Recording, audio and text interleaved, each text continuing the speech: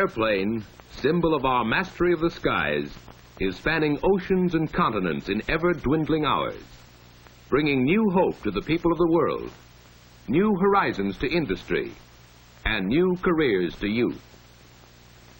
For air transportation has proved itself a vital factor in the social and economic life of modern civilization.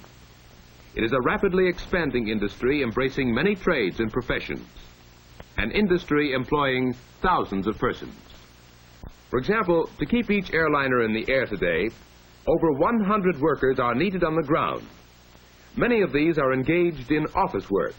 Of this number, the reservations department comprises a specialized group.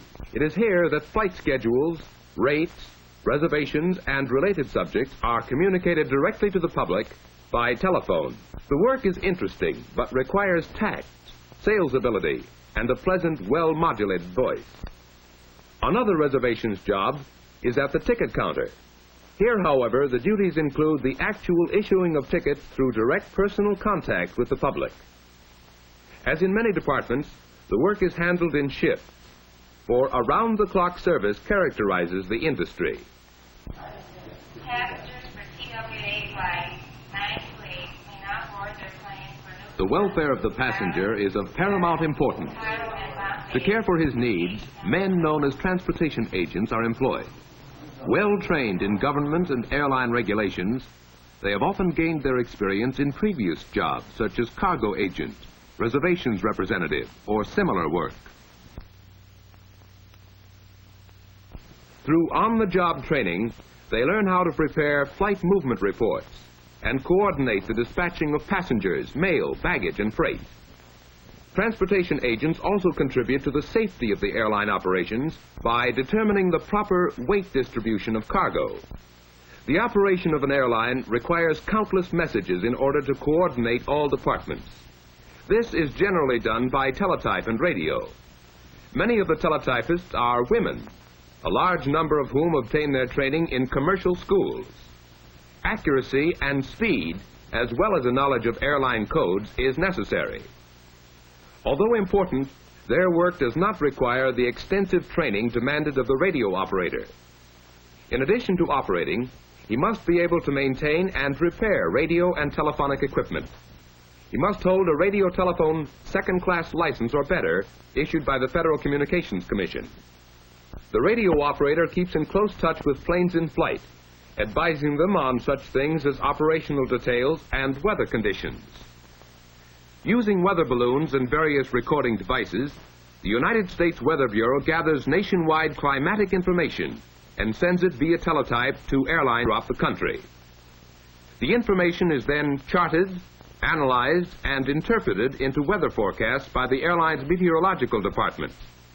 This work requires specialized college training and unusual accuracy in judgments. But the key figure in all flight operations is the flight superintendent. He is the man who decides whether the planes will fly or not. He releases all planes on his division, follows their progress in the air, and keeps the captains or pilots advised of conditions affecting their flight. The flight superintendent, together with the captain, plans each flight in detail. This exacting work calls for a pilot who is also a qualified dispatcher, certificated by the Civil Aeronautics Authority. In addition, he must have an accurate knowledge of communication facilities. His responsibility is great, for he coordinates all flight operations to achieve these objectives: safe, swift, and dependable air transportation. But the safety of operations also depends upon the proper maintenance of planes. For this reason, many skilled mechanics must be employed. Their work is highly specialized, and those who direct or supervise such work must hold a federal government certificate and rating depending upon the type of work they do. For example, mechanics qualified to supervise work on general maintenance, including dismantling, welding, or fabricating, must hold what is called an A, or aircraft certificate. Others, who supervise and approve engine work only, are required by the Civil Aeronautics Authority to hold an E, or engine certificate. But no matter what their chosen field may be, regular apprenticeship courses or equivalent technical schooling is required. However, planes need more than mechanical attention, for they must also be washed, cleaned, and polished. This general utility work calls for no special training and is done by fleet service helpers. Thus, only through regular and thorough maintenance can the airlines provide the service and schedules upon which the passengers depend. The arrival and departure of planes is regulated by dispatchers in the control tower. These men serve as traffic coordinators, keeping congestion at the field to a minimum. They are employed by the federal or local government and must hold a certificate which signifies their knowledge of air traffic regulations. For those young men who enjoy working out of doors in all kinds of weather, there are opportunities as ground crew members. Fast work in refueling and servicing of planes is required. Ground crewmen, as well as cargo handlers, need little training, but should be able to maintain simple records. Cargo handlers must know how to load cargo properly, according to its destination. In other words, what comes out first should be loaded last. Yes, there are many workers essential to air transportation, but throughout this number, the flying crew is perhaps the most colorful group of all. An important and familiar part of this crew is the smiling hostess or stewardess, who anticipates the needs of every passenger. A hostess must be a person of charm as well as capability. To qualify on most airlines, she must be healthy, single, and between the ages of 21 and 28. She must be between 5 feet 2 and 5 feet 6 inches in height and of normal weight. Girls who are accepted receive special training in the rudiments of flight regulations, air routes, meteorology, and aeronautics.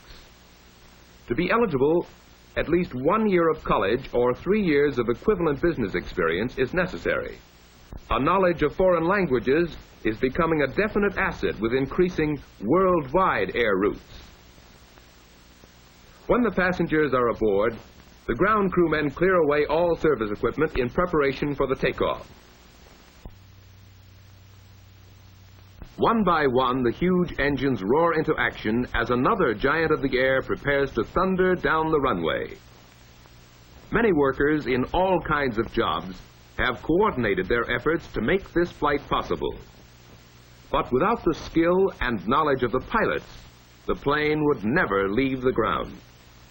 These men with wings represent but a small number of all airline employees. Their qualifications are high. Perfect health is essential. They must have hundreds of hours in the air and an intimate knowledge of aeronautics and related subjects. The competition for this work is extremely keen, and only those with unusual ability and experience can expect to find employment. The majority of job opportunities are to be found in airline passenger service. However, freight and air express services are expanding rapidly to meet an increasing demand for swift transport of medicines, perishable foods, furniture, and hundreds of other products. And in the future, this branch of air transportation will offer employment possibilities for pilots, as well as many others. But opportunities in air transportation are not restricted to large airline organizations. Many small companies and individuals maintain private planes, providing transportation or feeder service between local points. In work such as this, there are jobs for pilots, field managers and airport engineers, mechanics and helpers, CAA control tower operators, link trainer instructors, flight instructors, and many others. But the need of training and education for the better positions and higher paying jobs cannot be overemphasized. Colleges and specialized schools throughout the country maintain facilities for teaching different phases of air transportation. The armed forces offer exceptional opportunities for young men to acquire skill and experience in many aviation jobs. Technical books, trade magazines, and government publications provide current information and trends in air transportation. And airlines from coast to coast maintain training programs for all types of work vital to this expanding industry. But obtaining employment will not be easy. Competition for jobs is great, and the total number employed is comparatively small. However, the industry makes up for this by the variety of jobs it offers. individual qualifications are a deciding factor. And if you want to learn and earn your living in a youthful and romantic industry, air transportation presents a challenge and an opportunity for your life work.